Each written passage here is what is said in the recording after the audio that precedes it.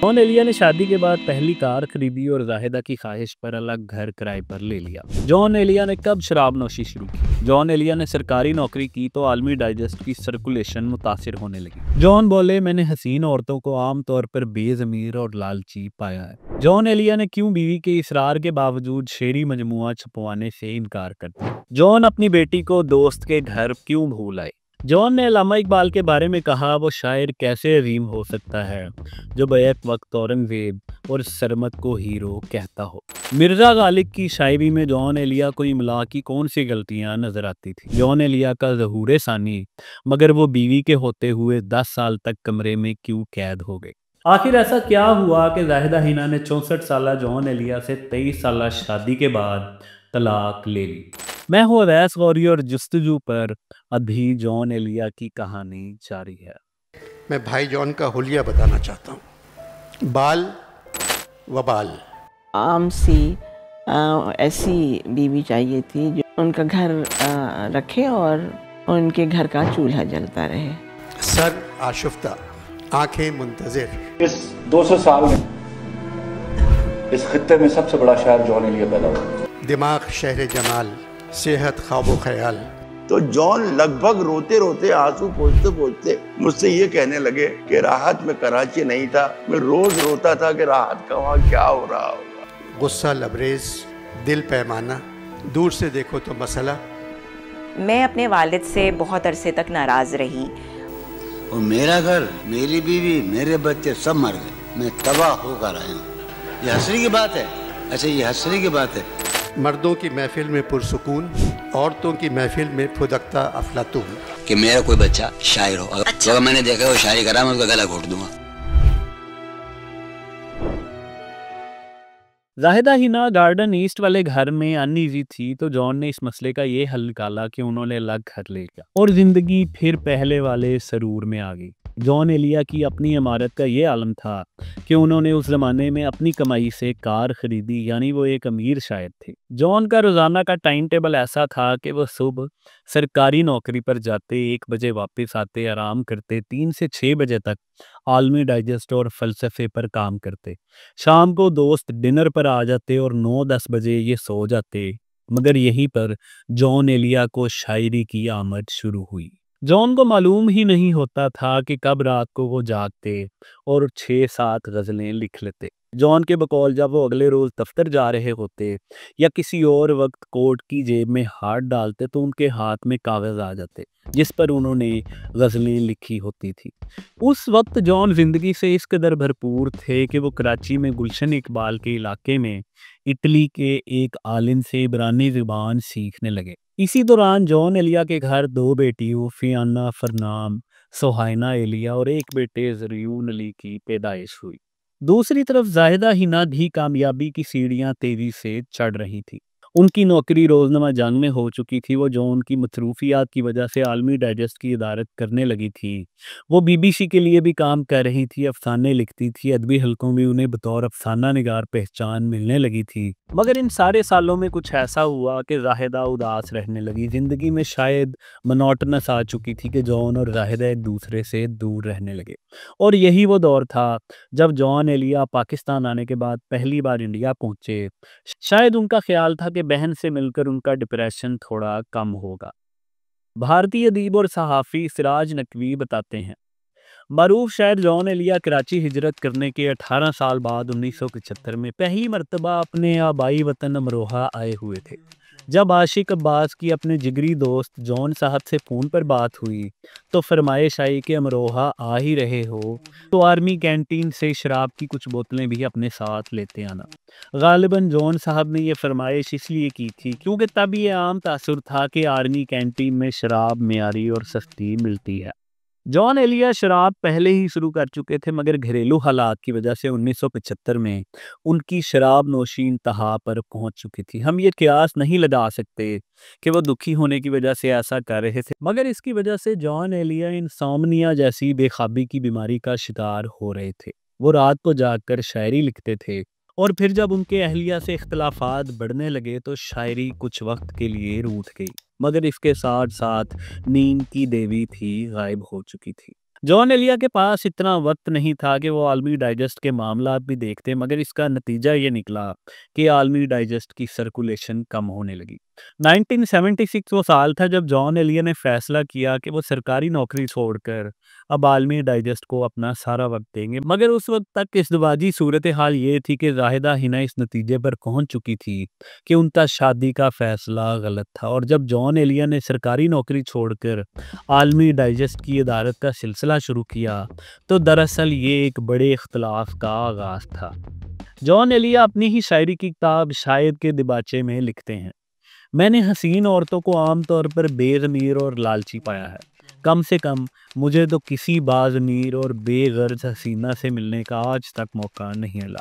मैंने कोई और कारनामा अंजाम दिया हो या ना दिया हो, मगर एक कारनामा ज़रूर अंजाम दिया है, और वो ये कि मैंने हसीन लड़कियों को बुरी तरह ज़लील किया है, इसलिए कि मुझे उनसे मीर तकी मीर और अपने मासूम तरीन भाई हज़रत अब्दुल अज़ीज़ खालिद का इंतकाम लेना था। मुझे उम्मीद है कि मेरा खुदाए गयूर मुझे इसका अजर देगा। जाहिदा हिना ने इस मौके पर जॉन को कहा कि ये वक्त है और उन्हें अब अपना शायरी का मजमुआ छपवाना चाहिए, मगर जॉन हैरानकुन तौर पर इस पर रजामंद नहीं हो रहे थे। जाहिदा ने जॉन एलिया की शायरी इकट्ठी करनी शुरू कर दी और ख़ुद ही इसकी किताबत भी शुरू करवा दी। जॉन ने मगर अपना बाकी मुसवदा जाहिदा के हवाले करने से इनकार तो नहीं किया, मगर उन्होंने इसे कहीं छुपा दिया। मालूम नहीं उन्होंने जाहिदा को इसकी वजह बताई थी कि नहीं, मगर जब 1990 में उनकी शायरी की पहली किताब शाया हुई तो उन्होंने इसके दिबाचे में इसकी वजह ज़रूर बताई है कि क्यों उन्होंने 60 साल तक अपनी किताब छपवाने का इंतज़ार किया। ये जॉन एलिया के लड़कपन की बात है, जब उनके वालिद उन्हें लेकर घर के एक कमरे में चले गए। वो उदास थे, शदीद दुखी थे और हसास जॉन भी उनको देखकर दुखी हो गए। अल्लामा शफीक हसन एलिया ने जॉन की तरफ देखा और बोले, तुम मुझसे एक वादा करो। जॉन ने पूछा, बताइए बाबा, क्या वादा? तुम बड़े होकर मेरी किताबें ज़रूर छपवाओगे। जॉन ने यकीन से कहा, बाबा मैं वादा करता हूँ कि जब बड़ा हो जाऊँगा तो आपकी किताबें ज़रूर छपवाऊँगा। मगर अफसोस जॉन बड़े हुए और वो वालिद से किया हुआ वादा पूरा ना कर सके। उनके वालिद के तमाम मुसवदे ज़ाया हो गए या मालूम नहीं कहाँ चले गए, और यही वो एहसासे जुर्म था जिसके सबब जॉन अपनी शायरी छुपवाने से गुरेज़ां थे। जॉन एलिया ने कोशिश की कि वो आलमी डाइजेस्ट को दोबारा कामयाब कर सके, मगर वो कामयाब नहीं हो पा रहे थे। ऐसे वक्तों में जाहिदा हिना पर घर की जिम्मेदारी पड़ गई। उन पर पहले ही उनके बहन भाई और वालदैन की भी जिम्मेदारी थी, और जॉन उनकी कोई भी बात मानने और सुनने पर तैयार नहीं होते थे। शायद यही मौका था कि दोनों ने बात करनी छोड़ दी, मगर जॉन को ये मालूम नहीं हो सका कि ये मुआशी मसला जाहिदा हिना को अंदर से तोड़ रहा है। जॉन एलिया की साहबजादी सोहाइना एलिया एक इंटरव्यू में उन पर ये इल्ज़ाम भी लगाती हैं कि वो एक बेपरवाह वालिद थे, उन्हें बिल्कुल वक्त नहीं देते थे। एक बार जब वो अपनी बेटी को किसी दोस्त के घर ले गए तो वापसी पर उसे भूल आए और अकेले ही घर चले गए।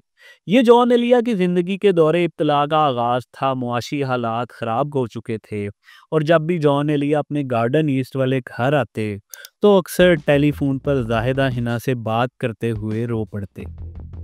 जॉन डिप्रेशन में जाने लगे, घर में अक्सर इख्तलाफात होने लगे, उनका ज़्यादा वक्त नाराज़ी में गुलशन ईस्ट वाले कमरे में गुजरने लगा। शायद वो शायरी कर रहे होते तो भी उन्हें सुकून मिल जाता है, मगर 1977 से 1983 तक जॉन एलिया ने एक मिसरा भी नहीं कहा। हर वक्त शराब के नशे में खोए रहते। दोस्त अहबाब भी चंद ही ऐसे थे जो इस मौके पर उनके पास रहते तो जॉन अकेले हो चुके थे। यही वो दौर था जब जॉन कहते हैं कि वो 10 साल के लिए एक कमरे में अकेले हो गए।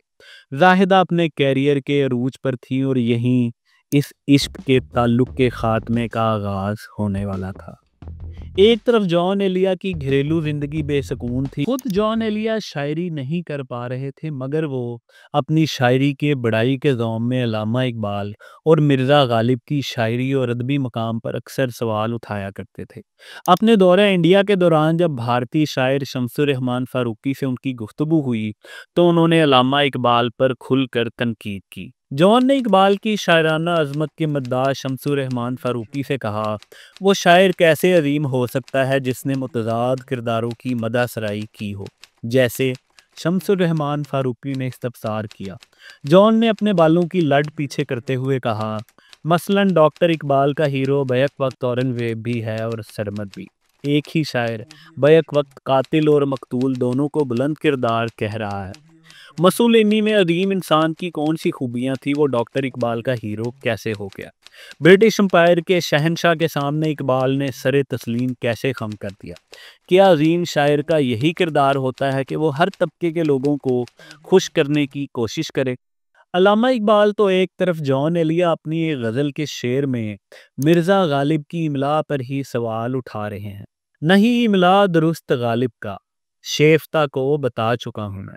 ज़ाहिदा हिना से मुसलसल इख्तलाफात और सर्द मोहर ताल्लुकात की वजह से जॉन एलिया अक्सर घर से गायब रहने लगे और फिर 1980 का साल था जब वो बीमार भी हो गए। दर हकीकत शादी के इब्तदाई 6-7 साल के अलावा उनकी बाकी सारी इज़्दिवाजी ज़िंदगी मुसलसल बेजारी में गुजरी। इस दौर का जिक्र उन्होंने अक्सर अपनी शायरी और स्टेज पर किया है। वो एक कमरे में बंद रहने लगे, उन्हें टीबी दोबारा हो चुकी थी तो वो खून भी दोबारा थूकने लगे। और ऐसे वक्त में दो इंसान थे जिन्हें हम दर हकीकत जॉन एलिया का मोहसिन कह सकते हैं, और अगर ये दो लोग ना होते तो शायद आज हम इस अंदाज में जॉन एलिया से मुतारिफ ही ना हो पाते। इनमें पहले इंसान जॉन एलिया के पुराने दोस्त सलीम जाफरी थे। ये कारोबारी शख्सियत थे मगर शायरी से इश्क करते थे। तो यही वो शख्सियत थे जो 1986 में एक रोज़ जॉन एलिया के घर पहुंचे। जॉन एलिया तरके दुनिया थे, कारोबार था कोई नहीं और किसी से मिलने पर भी तैयार नहीं होते थे। तो इन्हीं सलीम जाफरी ने आकर उन्हें बताया कि अब वक्त है कमरे से निकलने का। सलीम जाफरी ने जॉन एलिया को मुशायरों में ले जाना शुरू किया और फिर उन्हें दुबई और मुत्तहिदा अरब अमारात के दीगर शहरों में ले गए, और इसी दौर को जॉन एलिया अपना ज़हूर सानी करार देते हैं। जॉन तकरीबन 10 साल बाद बाकायदा तौर पर मुशायरों में शरीक होने लगे तो अब उनके पास शायरी का एक नया स्टॉक भी था। वो जैम अलिया जिन्होंने 1977 से 1983 तक एक शेर भी नहीं लिखा था, गुज़िश्ता 5 सालों में उन्होंने खूब शायरी की थी। वो थे शराब होती थी, अंधेरा कमरा होता था और तन्हाई। मगर इस सारे वक्फे में हालात ये हो चुके थे कि आलमी डाइजेस्ट अब डम्मी बन चुका था। जॉन एलिया ने अपने ज़हूर सानी के बाद कोशिश की कि इसका दोबारा इजरा कर सकें, मगर अफसोस 1988 में ये डाइजेस्ट हमेशा के लिए बंद हो गया। जॉन कमरे से निकले तो उन्हें अपनी बहन की याद सताई। उन्होंने अमरोहा जाने का इरादा किया और यूं 1988 में वो एक बार फिर इंडिया पहुंचे। और जब वो अमरोहा के रेलवे स्टेशन पर पहुंचे तो इतने जज्बाती हो गए कि ज़मीन पर लेट गए, मट्टी उठाकर अपने सर पर फेंकने लगे और ज़ारों कतार रोने लगे। शायद उन्हें क़याम पाकिस्तान के बाद अमरोहा में अपने वालिदैन के आखिरी दिन याद आ गए थे। 1988 का साल था जब जॉन एलिया के लिए एक और बड़ा सदमा लेकर आया। उनके बड़े भाई रईस अमरोही घर के कमरे में पूरी सरार हालत में मुर्दा पाए गए। जॉन एलिया के लिए बहुत बड़ा सदमा था। उनकी भतीजी शाहाना रईस अपनी किताब चचा जॉन में लिखती हैं, तुम रात को जब ज़्यादा ही जज्बाती हो जाते थे तो भाई की कद आदम तस्वीर को देखकर ज़ोर ज़ोर से रोते थे और भाई को बुरा भला कहते थे। तू क्यों मर गया, तू ड्रामेबाज है। जान कर ड्रामे का इख्तिताम ऐसे किया कि सब तड़प कर रह गए। रईस अमरोही इस दुनिया से गए तो हैरानकुन तौर पर जॉन एलिया अपनी शायरी की किताब छुपवाने पर तैयार हो गए। उनकी बीवी जाहिदा हिना खुशगवार घरेलू दिनों में बहुत कोशिश कर चुकी थी, मगर जॉन एलिया में अपना मुसव्वदा छुपा लिया था। असूली तौर पर जॉन एलिया की शायरी की पहली किताब 1961 को मंजर आम पर आनी चाहिए थी, मगर ये उस वक्त सामने आई जब 1990 में जॉन एलिया की उम्र 60 साल हो चुकी थी। ये किताब शाया हुई, इसको पजीराई मिली और लोगों ने इसे बहुत पसंद किया। जॉन एलिया की सूरत हाल उस वक्त कुछ ऐसी थी कि वो बीमार थे, नींद न आने की वजह से इंसोमनिया का शिकार थे। उन्हें दोबारा टीबी हो चुकी थी, दमे की शिकायत थी, खानगी ज़िंदगी मसाइल का शिकार थी। मगर उम्मीद अफ़ज़ा बात यह थी कि उनकी शोहरत अब बढ़ रही थी और माली हालात ठीक हो रहे थे।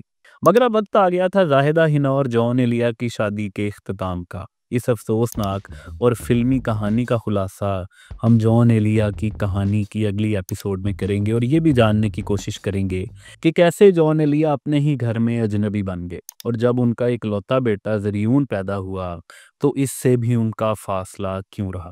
जाहिदा हिना के नाम जॉन एलिया का वो ख़त जिसमें उन्होंने तलाक भेजी, मगर जाहिदा हिना की खामोशी पर जॉन एलिया को महसूस हुआ कि शायद अभी शादी बच सकती है। मगर फिर अल्लामा तालिब जौहरी ने एक मुलाकात में जॉन एलिया का सारा भरम कैसे तोड़ दिया और फिर कैसे इस शादी का इख्तिताम एक अफसोसनाक तरीके से हुआ। तलाक के बाद भी कैसे जॉन एलिया अपने बच्चों के मुस्तकबिल की फ़िक्र में रईस अमरोही के ख़ानदान से लड़ पड़े। क्या जॉन एलिया ने जायदाद बेचने के लिए भाई रईस अमरोही के बच्चों को धमकियां दी, गुंडे भेजे और टैक्सी वालों को घर में घुसा दिया। जॉन एलिया की बेटी की शादी हुई तो इन्हें क्यों शादी में नहीं बुलाया गया और ना ही उनका नाम कार्ड पर लिखा गया। और सबसे बढ़कर क्या जॉन एलिया ये अल्फाज बोला करते थे कि ये मेरा एहतजाज है, जाहिदा हिना ने मेरे साथ बेवफाई की। आपको स्क्रीन पर एक लिंक नज़र आ रहा है। अगर आपको इस चैनल की ये वीडियो पसंद आ रही है तो आप हमारी कोई भी दूसरी काविश देखने के लिए यहाँ क्लिक कर सकते हैं।